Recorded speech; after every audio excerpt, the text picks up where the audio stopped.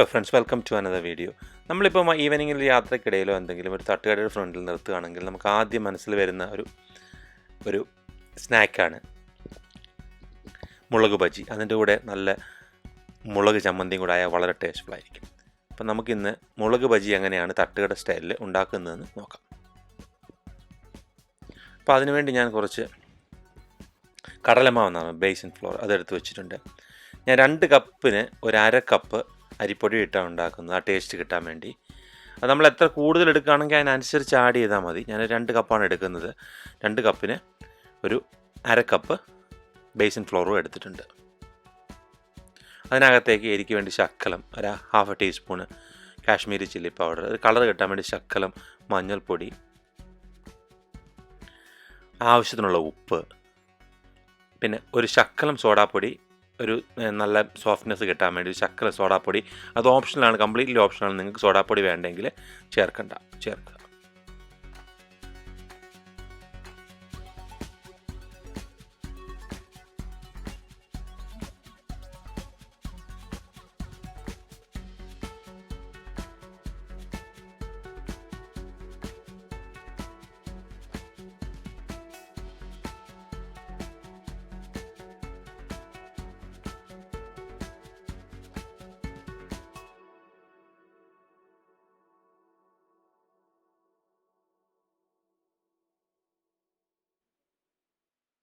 ഈ പൊടികളെല്ലാം കൂടെ നന്നായിട്ടൊന്ന് മിക്സ് ചെയ്യുക വെള്ളം ചേർക്കുന്നതിന് മുമ്പ്. എന്നിട്ട് അതിനകത്തേക്ക് വെള്ളം ചേർത്തിട്ട് നല്ല തിക്കായിട്ട് അതിനെ ഒന്ന് മിക്സ് ചെയ്തെടുക്കുക. കൈ കൊണ്ട് വേണമെങ്കിൽ മിക്സ് ചെയ്യാം, പിന്നെ എന്തെങ്കിലും മിക്സർ ഉണ്ടെങ്കിൽ അതും കൊണ്ട് വേണമെങ്കിലും മിക്സ് ചെയ്യാം. നമ്മൾ ആ മിക്സ് ചെയ്യാൻ ശ്രദ്ധിക്കേണ്ടത് അത് ആ മുളകിൽ പിടിക്കത്തക്ക രീതിയിൽ ഒരുപാട് ലൂസായി പോകരുത്. ആ മുളകിൽ പിടിക്കത്തക്ക ഒരു സെമി കൺസിസ്റ്റൻസിക്ക് അനുസരിച്ച് നമ്മൾ അതിനെ നന്നായിട്ട് ഒരു വെള്ളം ചേർത്ത് നല്ല മാവാക്കിയെടുക്കുക.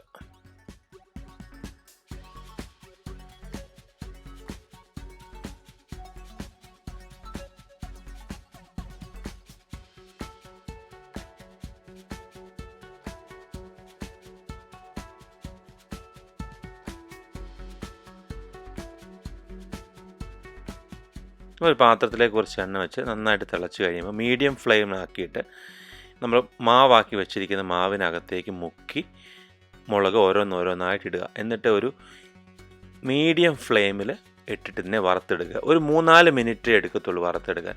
ഞാനും എടുത്തേക്കുന്ന മുളകിന് പല ടൈപ്പിലുള്ള മുളക് വാങ്ങാൻ കിട്ടും. ഒരു ശക്കല എരിവുള്ളത്, കാരണം വെച്ചാൽ വളരെ മൈൽഡായിട്ട് എരിവുള്ളതാണ്. തീരെ ഒട്ടും എരിയില്ലാത്തതും കിട്ടും, ശകലോട് എരി കൂടിയ ടൈപ്പും കിട്ടും. അത് നിങ്ങളുടെ ഇഷ്ടം അനുസരിച്ച് കടകളിൽ വാങ്ങിച്ചാൽ മതി ആ ടൈപ്പിലുള്ള മുളക്. എന്നിട്ട് 3-4 മിനിറ്റ് ഇട്ടതിനെ നന്നായിട്ട് അതിൻ്റെ പുറമൊക്കെ നല്ല ക്രിസ്പി ആകുന്നവരെ, പുറമേ ക്രിസ്പി ആകത്തുള്ളൂ, മുളകിനകം ക്രിസ്പി ആകത്തില്ല. ഒരു ചക്കല സോഗിയായിരിക്കും, എന്നാലും അങ്ങനെ ആ ടേസ്റ്റ്, അതിൻ്റെ ആ മുളക് ബജിയുടെ ടേസ്റ്റ്. ഒരു 3-4 മിനിറ്റ് ഇട്ട് തിരിച്ചും മറിച്ചും ഇട്ട് അതിനെ വറുത്ത് കോരിയെടുക്കുക.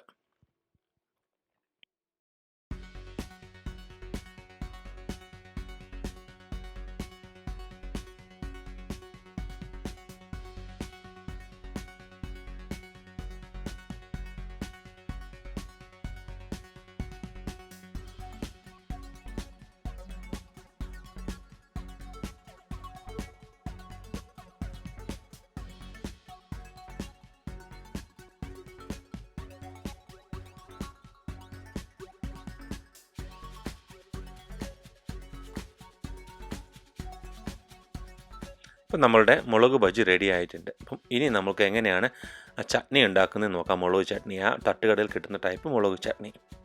ഞാൻ അതിന് ഒരു സവാള, കുറച്ച് മാത്രമേ ഉണ്ടാക്കുന്നു, ഒരു സവാള എടുത്തിട്ടുണ്ട്. അതൊരു സവാള, പിന്നെ കുറച്ച് ലെമൺ ജ്യൂസ്. നിങ്ങൾക്ക് ലെമൺ ജ്യൂസ് ഉപയോഗിക്കണമെന്നില്ല, വിനെഗറി ഉപയോഗിക്കാം. വിനെഗറിയാണ് നമ്മൾ തട്ടുകടയിൽ യൂസ് ചെയ്യുന്നത്. ഞാൻ പിന്നെ കുറച്ചും കൂടെ അതിൻ്റെ ഒരു ഹെൽത്ത് കോൺഷ്യസ് വെച്ചിട്ട് ഞാൻ നാരങ്ങയാണ് ഉപയോഗിക്കുക. രണ്ടും ഏകദേശം ടേസ്റ്റ് ഒന്ന് തന്നെയാണ്. പിന്നെ നമ്മൾ ബൾക്കായിട്ടൊക്കെ ഉണ്ടാക്കുകയാണെങ്കിൽ വിനാഗിരിയാണ് ഉപയോഗിക്കുന്നത്. ലെമൺ ജ്യൂസിനെക്കാട്ടിലും തട്ടുകടയിൽ സാധാരണ വിനാഗിരിയാണ് ഉപയോഗിക്കുന്നത്. പിന്നെ അതിനകത്തേക്ക് ആവശ്യത്തിനുള്ള ഉപ്പ്, ഒരു 2 ടീസ്പൂൺ മുളക് പൊടി ഇട്ട് നന്നായിട്ട് അരച്ച് പേസ്റ്റാക്കി എടുക്കുക. ശക്കലം വെള്ളം കൂടെ വേണമെങ്കിൽ ചേർക്കാം, ഞാൻ വെള്ളം ചേർത്തില്ല. ഒരു നാരങ്ങയുടെ നീരിൻ്റെ ഇത് മാത്രമേ എടുക്കുന്നുള്ളൂ. എന്നിട്ട് അതുകൂടെ എടുത്തിട്ടുണ്ടെങ്കിൽ നല്ല ടേസ്റ്റാണ്. ഈ ചൂടോട് കൂടിയ മുളക് ബജിയും ഈ ചട്നിയും കൂടെ നല്ല ടേസ്റ്റാണ്. അപ്പോൾ നിങ്ങളെല്ലാവരും ട്രൈ നോക്കണം ഇത്. നല്ല ഒരു നാരങ്ങയുടെ പുളിയോ അല്ലെങ്കിൽ വിനാഗിരിയാണ് നിങ്ങൾ ആ പുളിയും ആ മുളകിൻ്റെ ചെറിയ മൈൽഡായിട്ടുള്ള എരിയും എല്ലാം കൂടെ നല്ല ടേസ്റ്റ്ഫുള്ളായിട്ട് നമുക്ക് തോന്നും. അപ്പോൾ നിങ്ങൾ ആദ്യമായിട്ടാണ് എൻ്റെ ചാനൽ കാണുന്നതെങ്കിൽ ലൈക്ക് ചെയ്യും, സബ്സ്ക്രൈബ് ചെയ്യും, കമൻറ്റ് ചെയ്തും സപ്പോർട്ട് ചെയ്യുക. Thanks for watching. Thank you very much.